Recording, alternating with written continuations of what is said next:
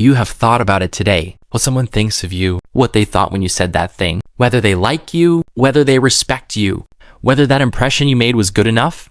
And the truly uncomfortable part is that you cannot stop, even when you try, even when you tell yourself it does not matter, even when you know rationally that their opinion of you has no real effect on your life.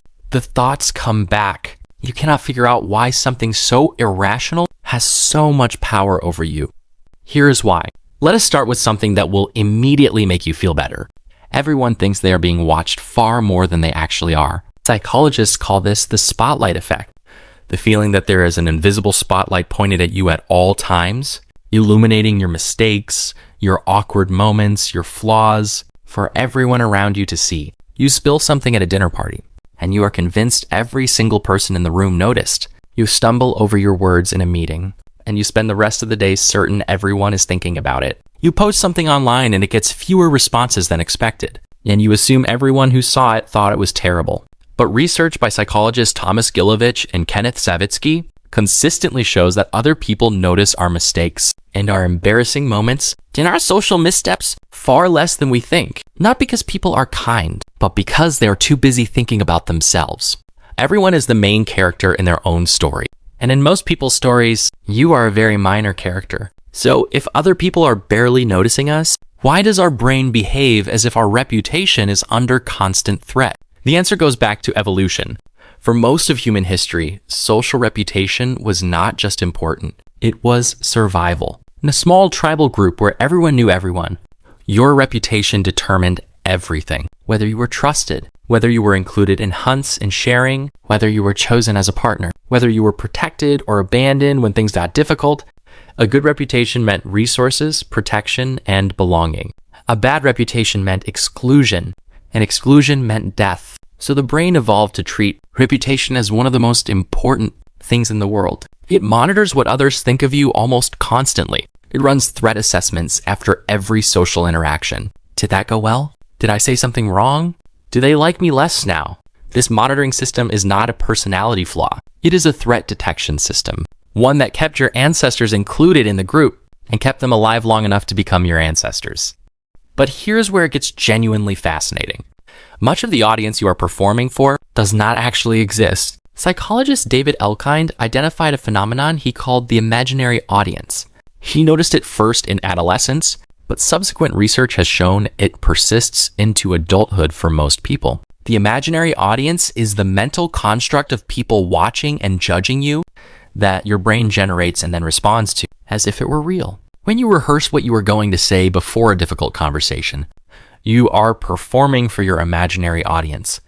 When you replay an embarrassing moment over and over, you are experiencing your imaginary audience's judgment in real time. When you hold back from doing something you want to do because of what people might think, the people doing that thinking are often entirely imaginary. They are a construction of your own mind, a jury that was never actually convened. And you are spending enormous amounts of mental and emotional energy trying to manage the opinions of people who are not thinking about you at all. There is nothing wrong with caring what people think to a reasonable degree. Social feedback is valuable.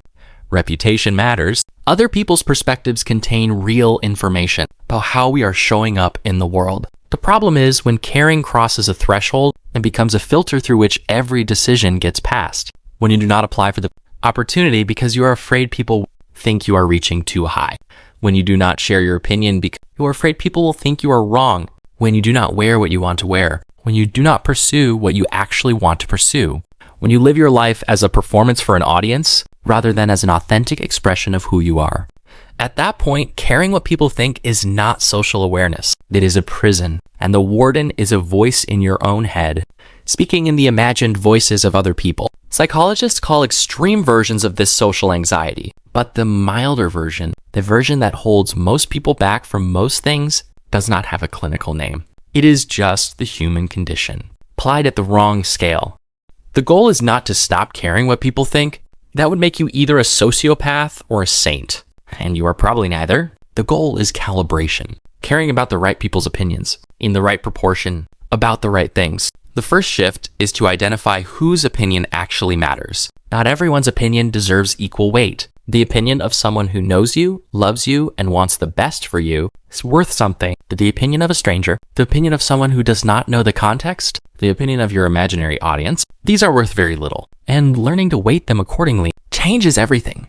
The second shift is to reframe what other people's judgments mean. Most judgments are not really about you. They are about the person judging, their insecurities, their projections, their own imaginary audience, and the standards it holds them to. When someone criticizes you, it almost always tells you more about their internal world than it tells you about yours. The third shift is the hardest. Start doing the thing before you feel comfortable doing it, because the discomfort of being seen does not go away before you act. It goes away through acting. Every time you do something despite the fear of judgment and survive, and discover that the judgment was either not as bad as you imagined or not there at all, your brain updates its threat assessment.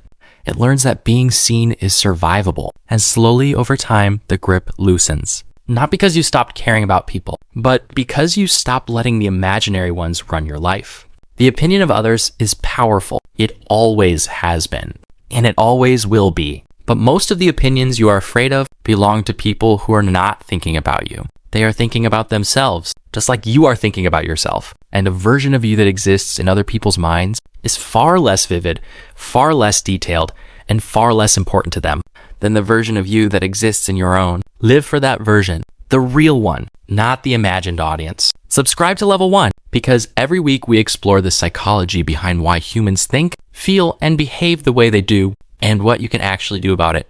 See you in the next one.